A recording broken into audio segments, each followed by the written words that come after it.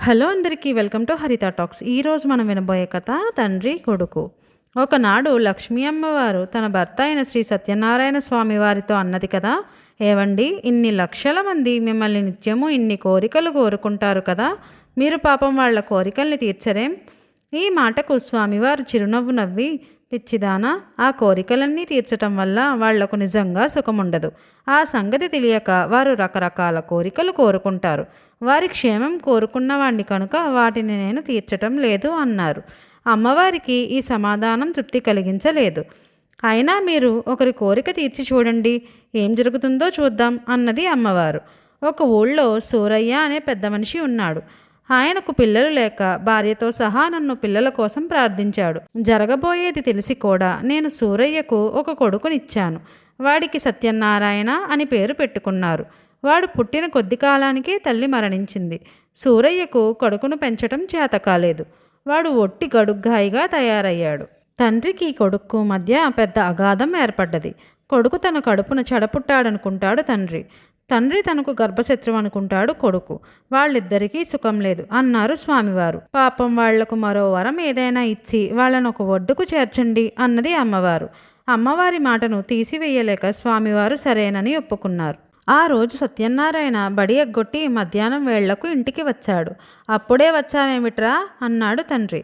నాకు కడుపులో నొప్పిగా ఉంది అన్నాడు కొడుకు.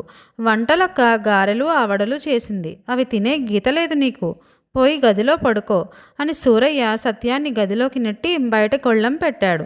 గదిలోపల సత్యము, గదీవతల సూరయ్య కూడా ఆలోచనల్లో పడ్డారు. చిన్నతనం ఎంత సుఖమైనది, బడికి వెళ్ళటము, పాఠాలు చదువుకోవటము, హాయిగా ఇంత తిని తిరగటము ఎంత ఆనందంగా ఉంటుంది.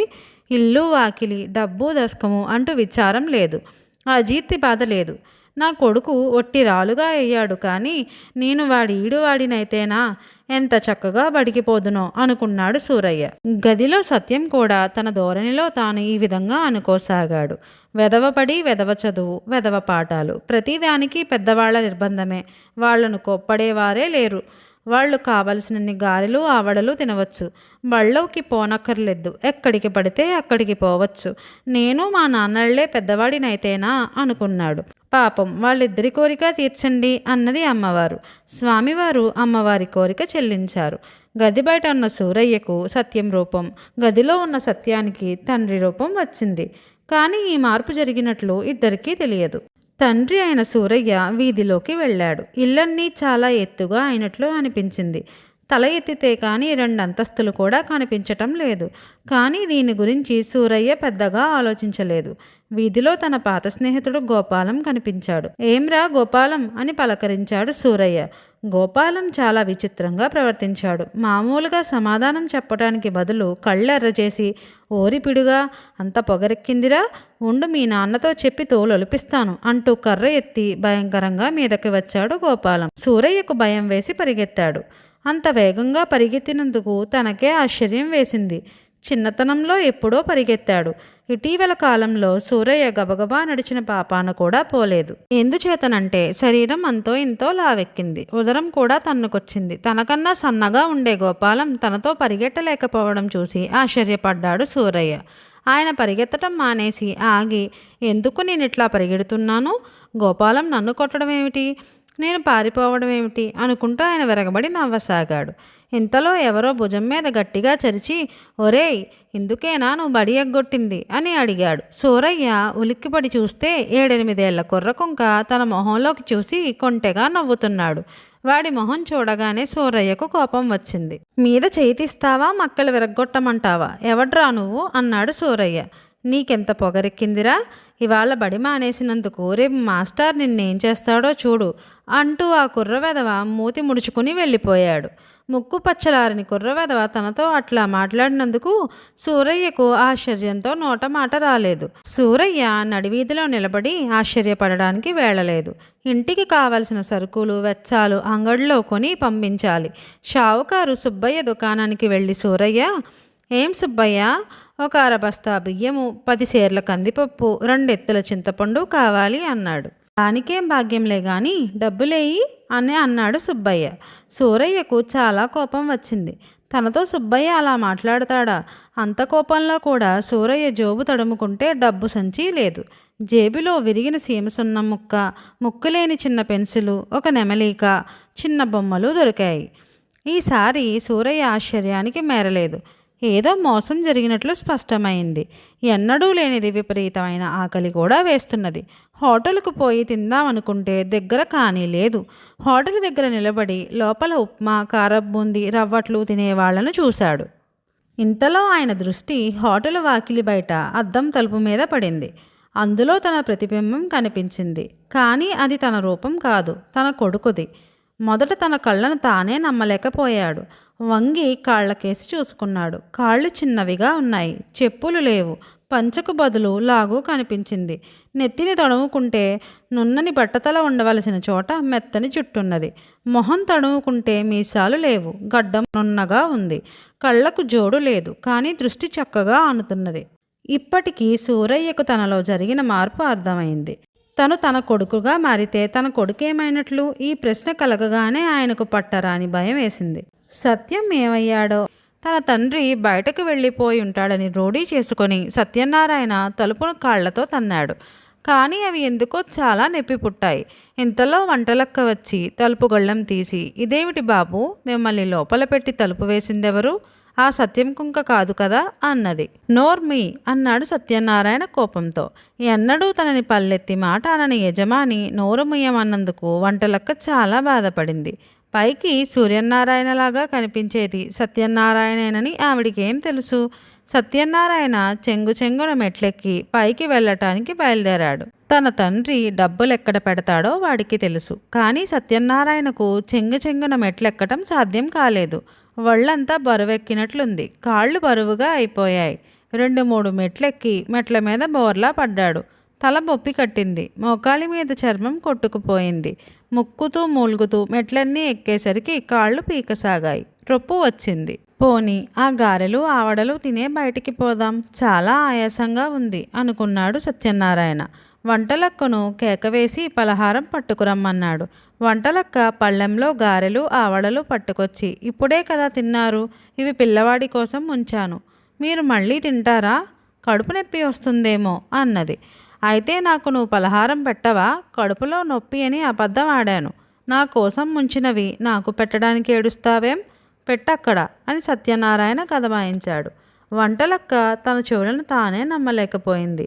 తన యజమానికి మతి చెడిందని అనుమానం వేసి నౌకరును పంపి వైద్యుడిని రమ్మని కబురు చేసింది. వైద్యుడు రావటం మేలే అయ్యింది. ఎందుచేతనంటే ఆదరా బాదరా పలహారం తిని సత్యనారాయణ పక్క మీద పడి కడుపు నొప్పితో పొర్లుగింతలు పెడుతున్నాడు. వైద్యుడు కడుపు నొప్పికి మందిచ్చి రాత్రికి వేసుకోమని మాత్రలు కూడా ఇచ్చి వెళ్ళిపోయాడు. వైద్యుడు తనను తమరు అని గౌరవంగా పిలవటం అంత బాధలో కూడా సత్యనారాయణకు ఆశ్చర్యాన్ని కలిగించింది. వైద్యుడు వెళ్ళినాక కొద్దిసేపటికి కడుపు నొప్పి కాస్త సర్దుకుంది. సత్యనారాయణ లేచి బల్లసరుగులో తాళపు చెవులు తీసుకుని డబ్బుల కోసం బీర్వా దగ్గరికి వెళ్ళి చూసి కొట్టినట్లు తుల్లిపడ్డాడు. ఎందుచేతనంటే బీర్వా అద్దంలో తన తండ్రి ప్రతిబింబం కనబడింది. చచ్చాన్రా బాబు అనుకొని సత్యనారాయణ వెనక్కి తిరిగి చూశాడు. తండ్రి కనపడలేదు. మళ్ళీ అద్దంలోకి చూశాడు. అద్దంలో తండ్రి ఆకారం మళ్ళీ కనిపించింది. బట్టతల, మీసాలు కనిపించాయి. తన మొహం తడుముకున్నాడు. సత్యనారాయణకు తల తిరిగినట్లు అయ్యింది. తను ఎట్లాగో తన తండ్రి అయ్యాడని గుర్తించాడు. ఈ సంగతి తెలియగానే మొదట దిగులు వేసింది. కానీ మళ్ళీ సంతోషం కూడా కలిగింది. ఇక తన బడికి పోనక్కర్లేదు, దెబ్బలు తిననక్కర్లేదు. ఏది పడితే అది తినవచ్చు, ఎక్కడికి పడితే అక్కడికి పోవచ్చు. డబ్బంతా తనదే. సంతోషంతో ఒక్క గంతు వెయ్యబోయి కుప్పన కూలబడ్డాడు సత్యనారాయణ. ఇప్పుడు వాడికి మరో ఆలోచన కలిగింది. తన తండ్రిగా మారిపోతే తన తండ్రి ఏమైనట్లు? ఈ ప్రశ్నకు సమాధానమల్లే మెట్ల మీద అడుగుల చప్పుడు వినపడింది. 8 ఏళ్ల బొట్టికాయ ఒకడు మెట్లెక్కి వస్తున్నాడు. తీరా చూస్తే ఆ మెట్లెక్కి వస్తున్నది తనే. తన తండ్రికి తన రూపం వచ్చిందని సత్యనారాయణ గ్రహించాడు. తండ్రికి మంచి పాఠం నేర్పిద్దాం అనుకున్నాడు. బీర్వా తాళపు చెవులు జేబీలో దాచేశాడు. సూరయ్య పైకి వచ్చి తన ప్రతిబింబంలా నిలబడి ఉన్న కొడుకును చూసి నవ్వసాగాడు. సత్యనారాయణకు మాత్రం నవ్వు రాలేదు, భయం వేసింది. మనం ఇట్లా ఎందుకైనామో నీకేమైనా తెలుసునా అన్నాడు సూరయ్య. సత్యనారాయణ మొహం చిట్లిస్తూ నాకు తెలియదు అన్నాడు. పెద్ద చిక్కే వచ్చి పడింది. నువ్వే నేనని, నేనే నువ్వని మనం ప్రపంచాన్ని నమ్మించటం చాలా ఇబ్బంది అయ్యేటట్లున్నది. నేను బోలెడన్ని వ్యవహారాలు నడపాలి. డబ్బు వసూలు చేస్తూ ఉండాలి. నాకు చేతి నిండా పనులున్నాయి. ఊరి నిండా స్నేహితులున్నారు. ఈ పనులన్నీ ఈ అవతారంలో ఎట్లా చెయ్యను? అందరి దగ్గరకు ఎట్లా వెళ్ళను? ఒకవేళ కష్టపడి నేను ఫలానా అని అందరికీ రుజువు చేసుకున్నా వాళ్ళు నన్ను మామూలుగా చూడరే ఎట్లా అన్నాడు తండ్రి. కొడుకు మొహం చిట్లించి ఏమో నాకు తెలియదు అన్నాడు. అన్నట్లు నీ చదువు మాట ఏమిటి అన్నాడు సూరయ్య. చదువా? ఈ శరీరంతో వెళ్ళి నన్ను బళ్ళో కూర్చోమన్నావా? బాగుంది అన్నాడు సత్యం. ఎట్లా ఏడుస్తుందిరా మరి? నువ్వు బళ్ళోకి వెళ్తావో మాంతావో. చదువుకోకపోతే నీ కర్మాన నువ్వే పోతావు. నా వ్యవహారాలు నేను చూసుకోక తప్పదు అంటూ సూరయ్య దేనికోసమో డ్రాయర్ సరుకులో వెతకసాగాడు. తన తండ్రి బీర్వా తాళాల కోసం వెతుకుతున్నాడని సత్యానికి తెలుసు. కానీ చూస్తూ ఊరుకున్నాడు. బీర్వా తాళాలు చూడలేదు కదా అన్నాడు తండ్రి. నేనే తీసి దాచానులే అన్నాడు సత్యం. నువ్వు తీసి దాచటమేమిటి? నీ మొహం ఇలా ఇవ్వు అన్నాడు సూరయ్య. నువ్వు నాతో మర్యాదగా మాట్లాడడం మంచిది. ఇదివరకల్లా నన్ను ఏమీ తెలియని వాడి కింద జమ కట్టేశావు. ఇక ముందు నాతో మర్యాదగా మాట్లాడకపోతే నేను ఊరుకోను. పట్టుకు తన్నేస్తాను. తన్నటం ఇక నా వంతు. నా మర్యాద మాట ఎట్లా ఉన్నా ఇంతవాణ్ణి నన్ను పట్టుకొని నువ్వు నీ మొహం అంటుంటే ఇంట్లో వంటలక్క దగ్గర నుంచి నా చెవులకు పిడకలు కట్టేస్తారు. నేనది సహించను. నాకు చేతనైనట్లు ఇంటి వ్యవహారాలు నేనే చూస్తాను. నాకెన్నడూ ఒక ఎర్రయ్య గాని ఇచ్చి ఎరగవు. అదేమిటో ఇక ముందు నీకే తెలిసి వస్తుంది. రేపటి నుంచి నా బదులు నువ్వే బడికిపోయి చదువుకో. బడిపంతులు ఎటువంటి వాడో అది కూడా నీకు తెలిసి వస్తుంది అన్నాడు సత్యం. ఈ మాటలకు సూరయ్య మండిపడ్డాడు. 50 ఏళ్ల వయసు వచ్చిన నన్ను ఇప్పుడు పోయి 2వ క్లాసు చదువుకోమంటావట్రా అన్నాడు ఆయన. చదువురాని నాకన్నా అంత చదువు చదివిన నీకు మరీ సులభంగా అన్నాడు సత్యం. నేను బడికి పోను అన్నాడు సూరయ్య ఖచ్చితంగా. పోకపోతే మాస్టర్ వచ్చి పెడరక్కలు విరిచికట్టి లాక్కుపోతాడు అన్నాడు సత్యం. అంత పని చేయిస్తావట్రా అన్నాడు తండ్రి. నువ్వు నన్ను చేయించిన పనే కదా అన్నాడు కొడుకు. కాస్త ఆలోచించి సూరయ్య పంతులు బాగా కొడతాడా అని అడిగాడు. చచ్చేటట్లు కొడతాడు. పాఠం చదివినా కొడతాడు, చదవకపోయినా కొడతాడు. దండం దశగుణం భవేత్ అని ఆయన సిద్ధాంతం. మన మంచి కోసం కొడతాడు. ఆయన చేతివాటం తీర్చుకోవటానికి కొడతాడు. ఏమీ తోచకపోయినప్పుడు కొడతాడు అన్నాడు సత్యం. నన్ను పంతులు కొడితే అన్నాడు సూరయ్య దిగులుగా. నన్ను కొట్టినప్పుడో అన్నాడు సత్యం రోషంగా. దెబ్బలు కొట్టడం దగ్గర వెనకాడవద్దని ఆయనతో నువ్వు చెప్పలా? రూపాలు మారటం అలుసు తీసుకుని తన కొడుకు తన మీద ఇట్లా పగ తీర్చుకోవడానికి ప్రయత్నించడం చూస్తే సూరయ్యకు మండిపోయింది. కానీ ఏం చేయటానికి పాలుపోలేదు. నీ వేషాలు నేను సాగనిస్తాననుకున్నావా? నేనెవరో నువ్వెవరో ఇప్పుడే అందరికీ చెప్పేస్తాను. సులభంగా తప్పించుకుందాం అనుకున్నావుగా మోలు అన్నాడు సూరయ్య రోషంగా. సత్యం బిగ్గరగా నవ్వాడు. అతనికి ధైర్యం హెచ్చసాగింది. పిలు, ఇంట్లో వాళ్ళందరినీ పిలు. ఏం చెప్తావో చెప్పు. నువ్వు చెప్పిన నిజమంతా తోసేసి నేను చెప్పే అబద్ధాన్ని నమ్ముతారు. ఆ సంగతి నువ్వే చూద్దువు గాని అంటూ సత్యం వంటలక్కను కేకపెట్టి పిలిచాడు. వంటలక్క వచ్చింది. చూడు సీతారామమ్మ, నేను సూరయ్యను. అడిగో వీడు సత్యం. మా ఇద్దరి శరీరాలు మారాయి అన్నాడు సూరయ్య వంటలక్కతో. వంటలక్క ముక్కు మీద వేలేసుకుని ఆరిపిడుగా నీకిదేం మాటలు అంటూ సత్యం కేసి చూసింది. సత్యం ఆకలేసి పైత్యాన పడ్డాడు. తీసుకుపోయి తిన్నన్ని గారెలు ఆవడలు పెట్టు అన్నాడు. కుర్రకుంక అట్లా పేలుతుంటే మక్కెలు విరగదన్నక గారెలు ఆవడలు పెట్టమన్నారా? మీ అలుసే వాణ్ణింతవరకు తెచ్చింది అంటూ వంటలక్క సూరయ్యను రెక్క పట్టుకొని తీసుకుపోయింది. వంట ఇంట్లో సూరయ్య వంటలక్కకు నిజం తెలియజేయాలని విశ్వప్రయత్నం చేశాడు. కానీ లాభం లేకపోయింది. ఆ తరువాత ఇంట్లో పనిచేసేవాడితో కూడా మాట్లాడాడు. ఒరే వీరయ్య, నేను మీ యజమానినిరా, సూరయ్యను అన్నాడు సూరయ్య. వీరయ్య కన్ను మలిపి అందుకు సందేహమేమిటిదరా అన్నాడు. నిజంగారా అన్నాడు సూరయ్య. వీరయ్య మరింత విశాలంగా నవ్వి వెళ్ళిపోయాడు. సూరయ్యకు మతిపోయినట్లయింది. ఎవ్వరూ తన మాటలు నమ్మకపోగా తను అన్న మాటలు తన కొడుకుకు చెప్పేశారు. ఆ రాత్రి సత్యం సూరయ్యతో, నువ్వు తొందరపడి అందరితోటి జరిగింది చెప్పేయకు. వెర్రెత్తిందని అందరూ నిన్ను వెర్రాసుపత్రికి పంపమంటారు. మాట్లాడకుండా ఊరుకో, జరిగేదేమిటో జరగని అని సలహా చెప్పాడు. వంటలక్కకి పిల్లవాడి మీద జాలి వేసింది. ఇప్పుడు ఆ పిల్లవాడు తన యజమాని అయిన సూరయ్యేనని ఆవిడకు తెలియదు. పాపం పసివాడు కడుపు నొప్పి వంకపెట్టి బడి ఎగ్గొడితే తండ్రి వాడికి పలహారం లేకుండా చెయ్యాలా? వాడికి ఏదైనా పెడదామన్నా పెద్దాయన పెళ్లి కూతురల్లే పైకి వెళ్ళి కూర్చున్నాడు. బయటికి పోడు అనుకున్నది. ఇంతలో వంటలక్కకు ఇంట్లో బియ్యము ఇతర సామాన్లు కావాలనేది జ్ఞాపకం వచ్చింది. అందుచేత ఆవిడ పైకి వెళ్ళి తన యజమానితో పొద్దున్ననగా బియ్యం తేవాలని చెప్పాను. ఇంకా తీసుకురాలేదు. బియ్యంతో పాటు మిగిలిన వస్తువులన్నీ తెచ్చిపడేయండి. ఇవాళో రేపో తేవలసినవే అన్నది. ఈ మాట వినగానే సూరయ్య రూపంలో ఉన్న సత్యం హహహ అని నవ్వాడు. తరువాత నవ్వు ఆపుకొని ఓ ఫాస్ట్గా తెస్తాను అన్నాడు. ఎంతో గంభీరంగా ఉండే సూరయ్య ఇట్లా నవ్వటము, పసిపిల్లవాడల్లే మాట్లాడటము వంటలక్కకు వింతగా తోచింది. కానీ దాని గురించి ఆవిడ ఆలోచించలేదు. సత్యం కుర్చీలో నుంచి లేచి తన జేబీలో ఉన్న తాళపు చెవులతో బీరువా తెరిచి అందులో ఉన్న నోట్లన్నీ చాలాసేపు ఎంచుకొని చాలా నోట్లను జేబులో పెట్టుకుని బయటికి బయలుదేరాడు. తన యజమాని గడప దాటగానే వంటలక్క సత్యం సత్యం అని పిలిచింది. కానీ ఎక్కడా సత్యం అలికిడి లేదు. తండ్రి ఇంట్లో లేని సమయంలో సత్యం ఎక్కడున్నా చుట్టుపక్క ఇళ్ళు కూడా సందడిగా ఉండేవి. అటువంటిది ఇల్లంతా నిశ్శబ్దంగా ఉంది. సత్యం సత్యం అంటూ వంటలక్క ఇల్లంతా వెతికింది. చివరకు సత్యం వాళ్ళ నాన్నగారి ఆఫీసు గదిలో బల్ల ముందర పెద్ద కుర్చీలో కూర్చొని ఏదో ఆలోచిస్తున్నాడు. ఎన్ని పిలిచినా పలకవేం అన్నది వంటలక్క. సూరయ్య ఉలిక్కిపడి తల ఎత్తి చూసి మొహం చిట్లించి నన్నిట్లా తగులుకున్నావేం? పోయి నీ పని చూసుకో అన్నాడు. నే చెబుతున్నా ఇది నీ మంచికి రాలేదు. రాను రాను నీకు ఈడుకు మించిన మాటలు వేషాలు వస్తున్నాయి అంటూ వంటలక్క లోపలికి వెళ్ళి ఒక పళ్ళెంలో గారెలు ఆవడలు తెచ్చి బల్ల మీద పెట్టింది. వాటిని చూడగానే సూరయ్యకు మొదట భయం వేసింది. కానీ కడుపులో దహించుకుపోతున్నట్లు అనిపించింది. ఆవురావురమని వాటిని పలహారం చేశాడు. సూరయ్య నీరసమంతా పోయింది.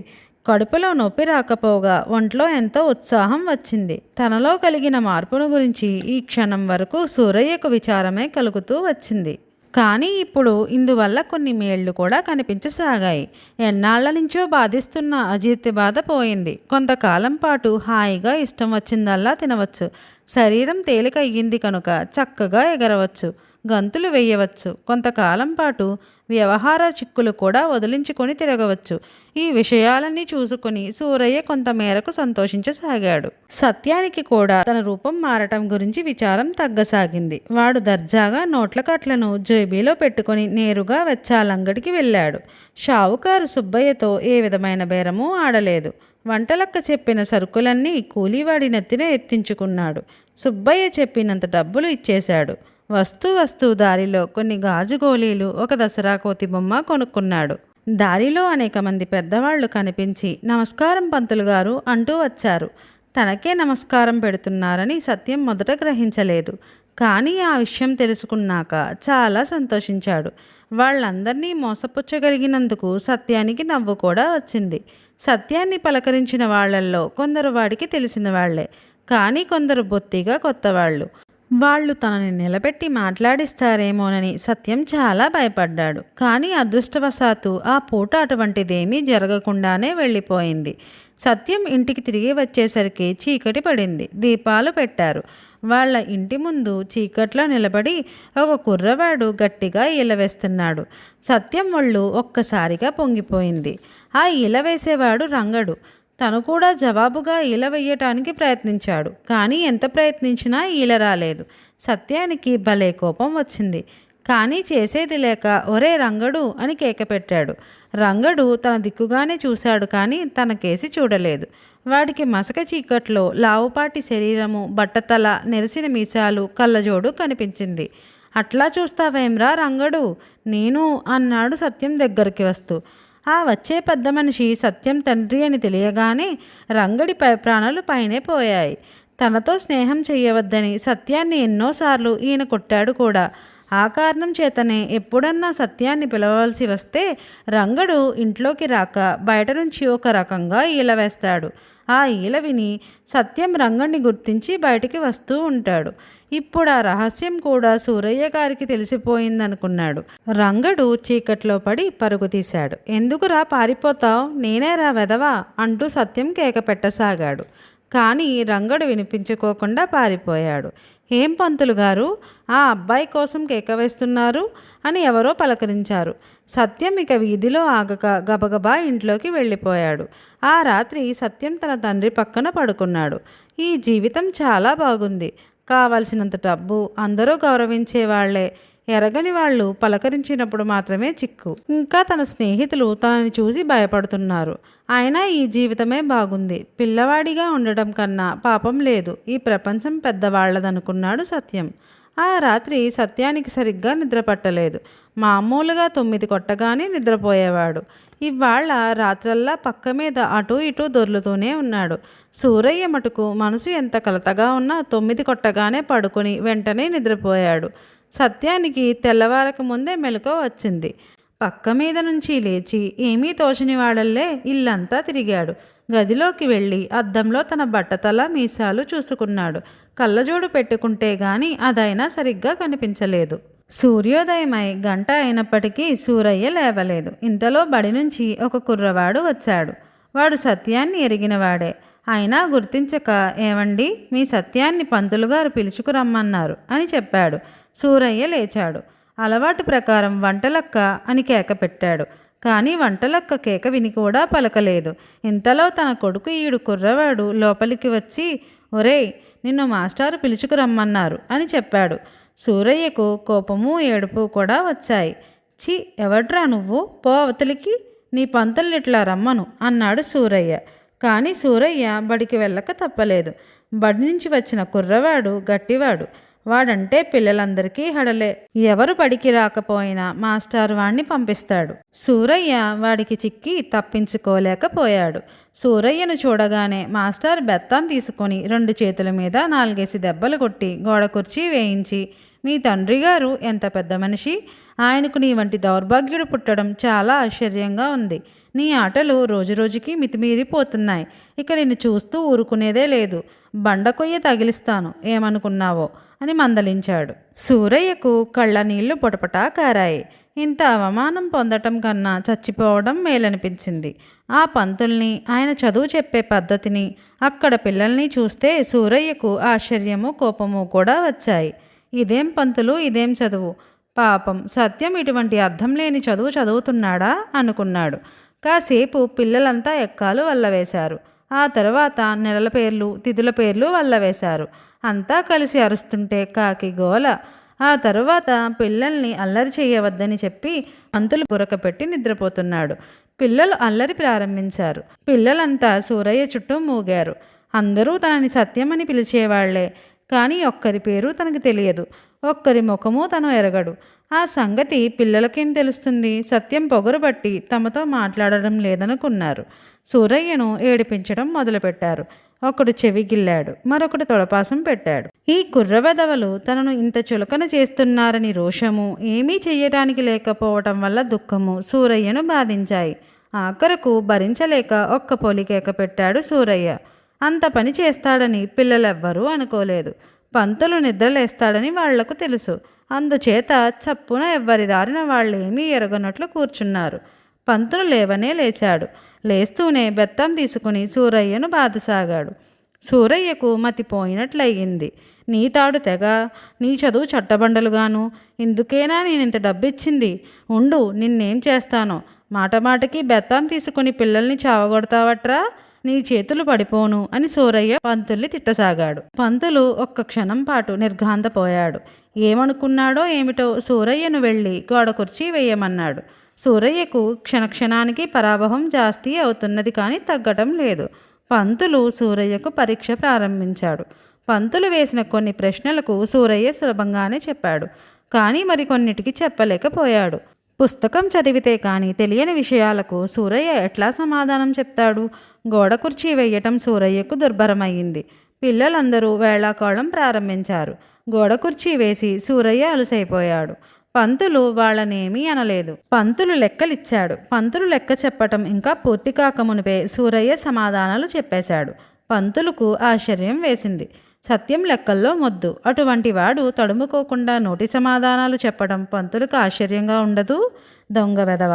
ఇంతకాలము నీకు లెక్కలు బాగా వచ్చి ఉండి కూడా నా దగ్గర మొండితనం చేసి రానట్లు నటిస్తున్నావా అని పంతులు సూరయ్యను 2 వేశాడు. ఎప్పుడు మధ్యాహ్నం అవుతుందా, ఎప్పుడు పంతులు బడి విడిచిపెట్టి ఇంటికి పోతాడా అని సూరయ్య ఎదురుచూడసాగాడు. ఎట్లాగైతేనేం పంతులు గారు బడి చాలించారు. మామూలు పిల్లవాడైతే బడి వదిలిన మరుక్షణం తిన్న దెబ్బలు చివాట్లు మర్చిపోతాడు. కానీ సూరయ్య ఇన్నేళ్లు వచ్చినాక జరిగిన ఈ పరాభవం ఎట్లా మరుస్తాడు?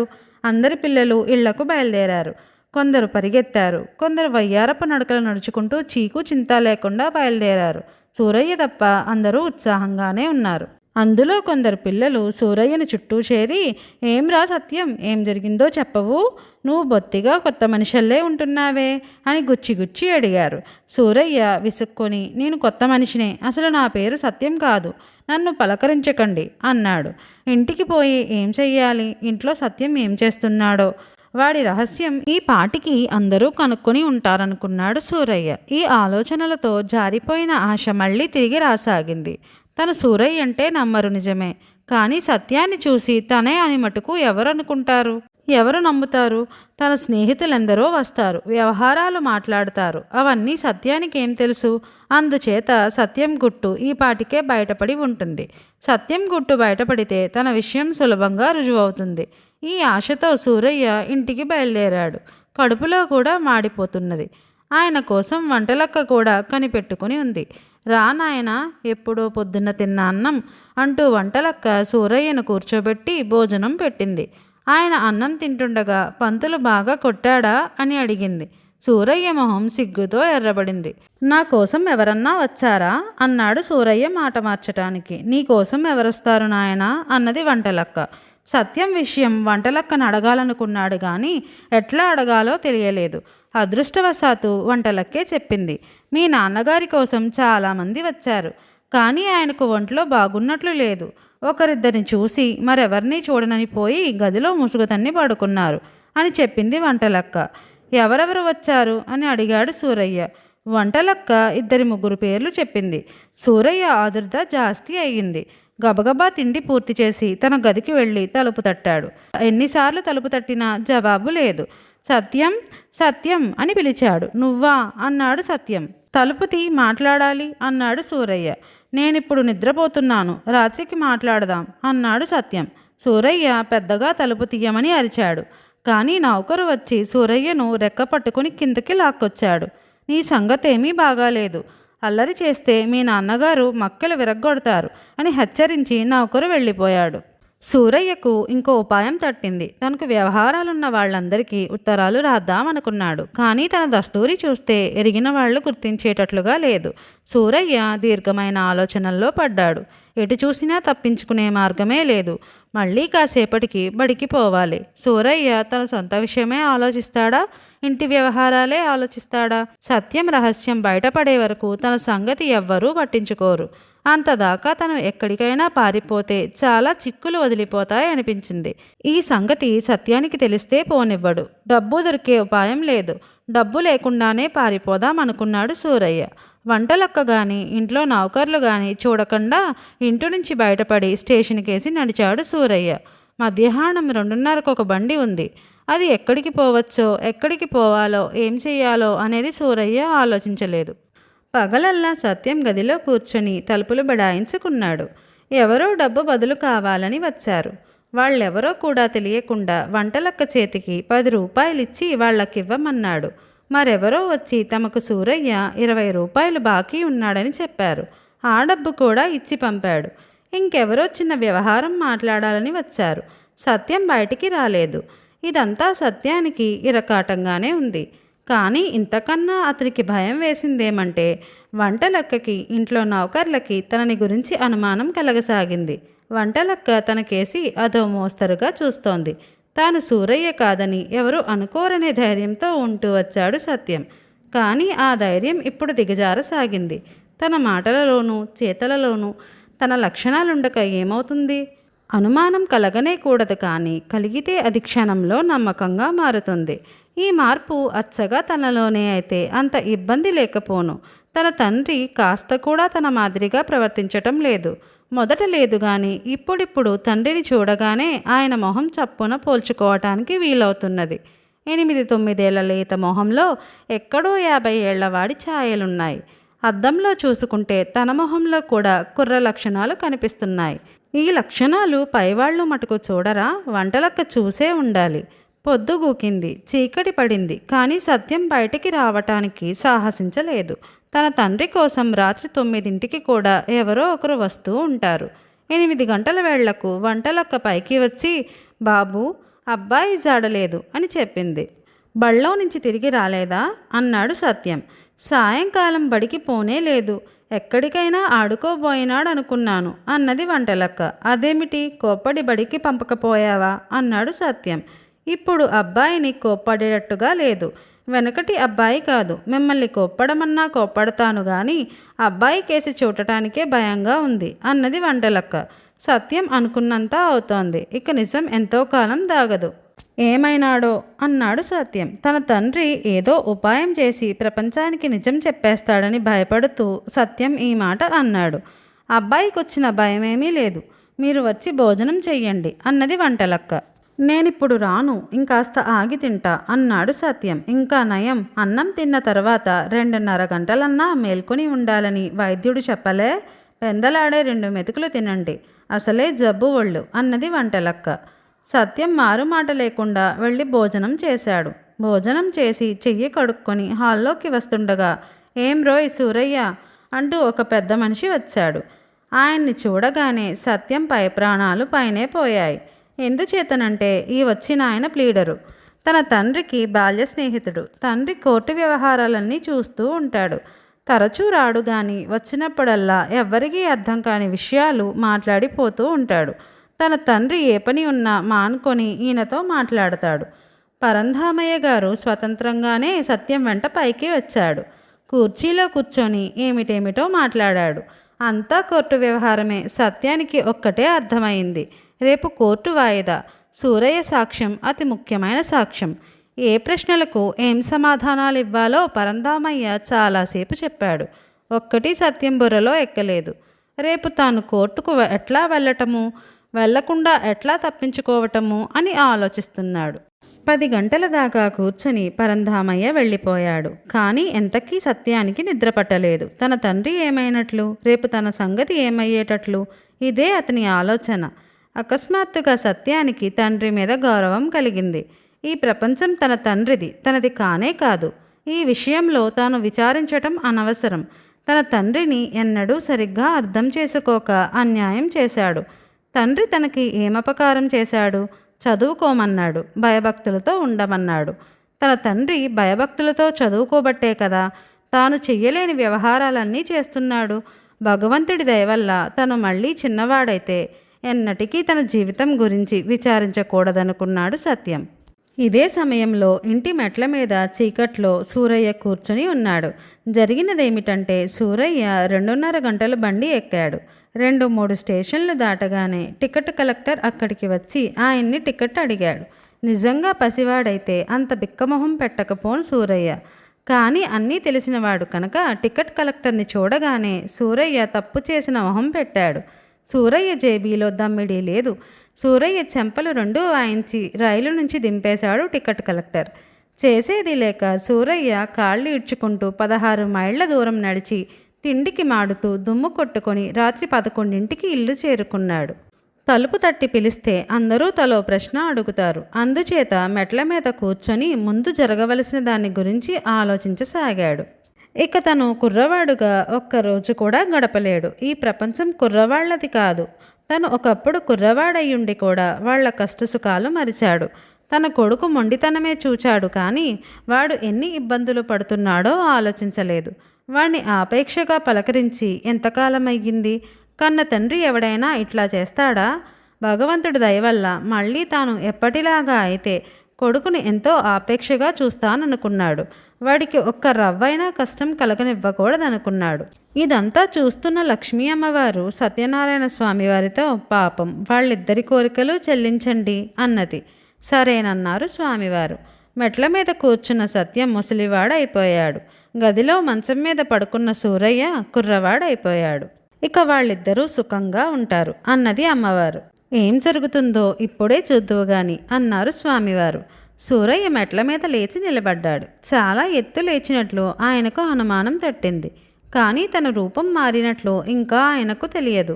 తలుపు గట్టిగా తడితే ఇంటిల్లబాది లేస్తారు, అనేక ప్రశ్నలు వేస్తారు. ఒక్కరైతే ఏదో ఒకటి చెప్పవచ్చు. అందుకని సూరయ్య మెల్లిగా తలుపు తట్టాడు. వంటలక్క వచ్చి తలుపు తీసింది. సూరయ్యను చూసి ఆశ్చర్యపోతూ, మీరు బయటకెప్పుడు వెళ్ళారు బాబు? గదిలో పడుకుంటిరే, తలుపు ఎవరు వేశారు అని అడిగింది. కానీ సూరయ్యకు వంటలక్క ప్రశ్నలేవీ వినిపించటం లేదు. ఇంతకాలానికి గాను వంటలక్క తనని ఎప్పటి మాదిరిగా బాబు అని పలకరించింది. మొహం తడుముకున్నాడు. మీసాలు కళ్ళజోడు తగిలాయి. నెత్తిన బట్టతల. సంతోషం పట్టలేక సూరయ్య కళ్ళ వెంట కన్నీరు ప్రవాహంగా కారింది. ఏదో అనబోయినాడు గాని మాట రాలేదు. వంటలక్క గొంతు విని సత్యం మెట్ల దిగి వచ్చాడు. తన తండ్రిని చూసి నిర్ఘాంతపోయాడు. తన చేతులకేసి చూసుకున్నాడు. సత్యాన్ని చూడగానే సూరయ్యకు భగ్గున మండిపోయింది. ఈ వెధవే కదా తనకిన్ని కష్టాలు కలిగించాడు అనుకున్నాడు. తనను బడికి పంపించాడు, పంతుల చేత కొట్టించాడు, గోడ కుర్చీ వేయించాడు, తన శరీరం దొంగలించాడు, తన పడక గది కాజేసి తన తాళపు చెవులు, డబ్బు అన్నీ లాక్కున్నాడు. వెధవ, నీ ఆట ఇప్పటికి కట్టిందా అని సూరయ్య పెద్ద కేక పెట్టాడు. సత్యానికి కూడా తండ్రిని చూస్తే కోపం వచ్చింది. తన తండ్రే తనకు ఆ ముసలి శరీరం అంటగట్టాడు. ఇంత తినటానికి లేదు, పరిగెట్టడానికి లేదు, చెట్లెక్కటానికి లేదు. ముసలితనంలో తన శరీరం లాక్కొని కుర్రాడల్లే తిరిగాడు. ఇప్పుడు తన మీద కోప్పడుతున్నాడు. నా ఆటే కాదు, నీ ఆట కట్టింది అన్నాడు సత్యం పట్టలేని ఆగ్రహంతో. చూసావా, వాళ్ల లోపాలను వాళ్లే సరిచేసుకోవాలి. మనం ఏమీ చెయ్యలేం. మనం ఇచ్చిన 2 వరాలు మరిచి మళ్ళీ వాళ్ళు ఎప్పటిలానే ఉన్నారు అన్నారు స్వామివారు. నాకైతే స్వామివారు చెప్పింది కూడా నిజమే కదా. ఈ జీవితం భగవంతుడిచ్చిన వరం. మన లోపాలని మనమే సరిచేసుకోగలిగితే జీవితం హాయిగా గడిచిపోతుంది. కథ కంచికి మనం ఇంటికి. మీకు ఈ వీడియో నచ్చినట్లయితే లైక్ చేయండి, మా ఛానల్కి సబ్స్క్రైబ్ చేయండి, మీ ఫ్రెండ్స్ అండ్ ఫ్యామిలీకి ఈ స్టోరీని షేర్ చేస్తారని కోరుకుంటున్నాము. Please do subscribe to Haritha Talks.